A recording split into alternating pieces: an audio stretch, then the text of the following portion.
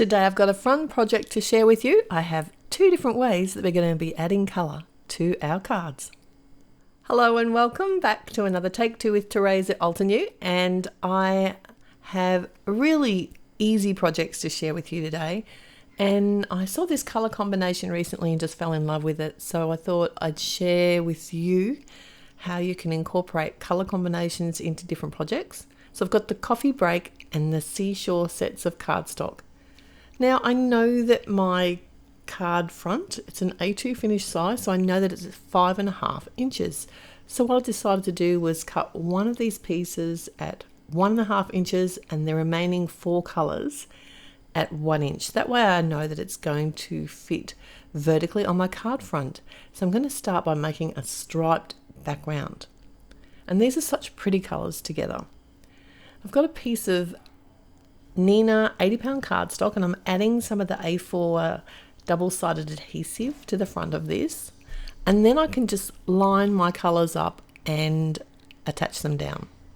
So the way that I wanted these colours to flow was to start with the sand dunes colour first, and then I was going to work through the seashore colours, starting from the lightest and going to the darkest. This is a really pretty set of inks, and the gradient cardstock is no different. Now I did actually leave the release paper in situ just to make my life a bit easier. You don't need to do that. One thing you do need to make sure, because we're going to be stamping on this, is that the edges of the cardstock are even and they're butted up against each other. So I simply just flip my card panel over and got a nice long pair of sharp scissors, and I could just cut away the excess. And obviously if any other edges were overlapping, you could cut those away as well. So I'm using a sticky mat here in my Misty, and I can just line up my card panel because the stamp I'm going to be using today is called the Magnolia Ballerina. It is beautiful, but it's huge. So I do need to make sure that this is going to stamp exactly where I want it to. And because it's such a big stamp, I didn't want to take the chance of it shifting when I was stamping. So by using that adhesive sheet in the Misty, then I can re-stamp if I need to, and I did need to, and nothing shifted. I was so happy. Now I did think about doing this with some embossing powder and maybe white, but I went for the safe option and actually just stamped it out with some obsidian black ink. I really love this little bouquet. Well, I say little, it's not little, it's big. But it's such a beautiful set of flowers. So like I said, I stamped it twice, and then to get it off the mat without curling my cardstock, I just flipped my mat over and actually pulled the mat away from the cardstock, but forgot that there was paper sheet underneath, but that's okay. It pulled away easily too. I'm still getting used to these sticky mats, but the more I use them, the more I like them. Alright, so I just used my glue tape to attach it to the front of a side fold A2 card, and I used a simple sentiment today that I'd already had made. If I've make a sentiment and I don't use it on a project, I just pop it inside the packet. And this is from a set called Inky Bouquet, and it has gorgeous sentiments in it. And I just die cut it with a little circle die and pop that up on the front of the card. And that's it for this card. It's a really clean and simple design. You could come in and colour it as well if you wanted to add a bit of depth to those petals on the flower, but I just wanted to keep it nice and simple. So the second way, I'm going to add the same colours. Now this time I am going to use the ink colours, so except I hadn't cleaned my mat. I'm not having my best stamping day today, but that's okay. I always work on pieces of cardstock that are bigger than I need. So I just went back, cleaned my mat and started again. So I'm literally using the same combinations of colours. So I started with the sand dune, headed to the lighter colour of the seashore, which is mountain mist, and just worked my way down until I got to the emerald, which is just a beautiful colour green. And I do come back and forth to mix my blended colours. And I'm not getting too worried here about my blending because I've got lots to do on this panel yet. And I know that the colour's going to even out just that little bit more as it dries.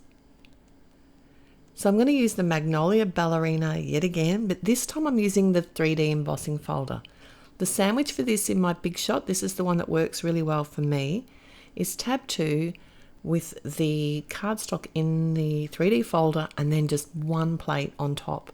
You don't feel a lot of pressure as you're rolling it through, so if you are feeling pressure, you might need to check your sandwich.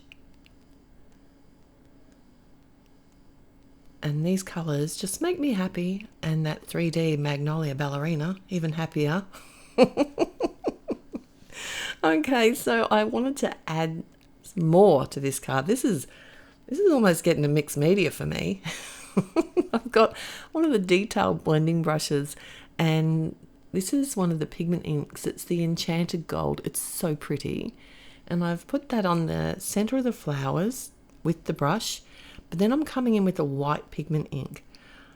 I did consider using the gold on the petals, but I wanted them to be like a real sort of a real soft sort of background look. So I thought I'd give the white ink a try. If it didn't work out, I can always start again. But I think it worked out really pretty and just a little bit different for me. So basically I just painted these petals on the Magnolia Ballerina 3D embossing folder with the white pigment ink. And it just helped them to stand out that little bit more. And one thing to be aware of with pigment ink is it is slow drying, so do try not to get it on your fingers because you can easily transfer it to sections of your project and have a creative moment there. Okay, so I wanted to add more, like I said. This is real mixed media for me. I've got some of the metallic ink sprays. This is the Antique Gold. And then I've also decided to come in with the pure white just to bring those two colours together over the background. Now, I know that this does take a little bit of drying time, so I did set it aside to dry while I worked on my sentiment, which is the Thinking of You word die. It's a lovely big sentiment, but really pretty font and easy to sort of make a real statement on your card. I laid it up 4 times, just using my glue pen, because that just gives me time to move the die cuts around so I have them lined up perfectly before they set. That just, I find it easier than their double-sided adhesive sheets sometimes.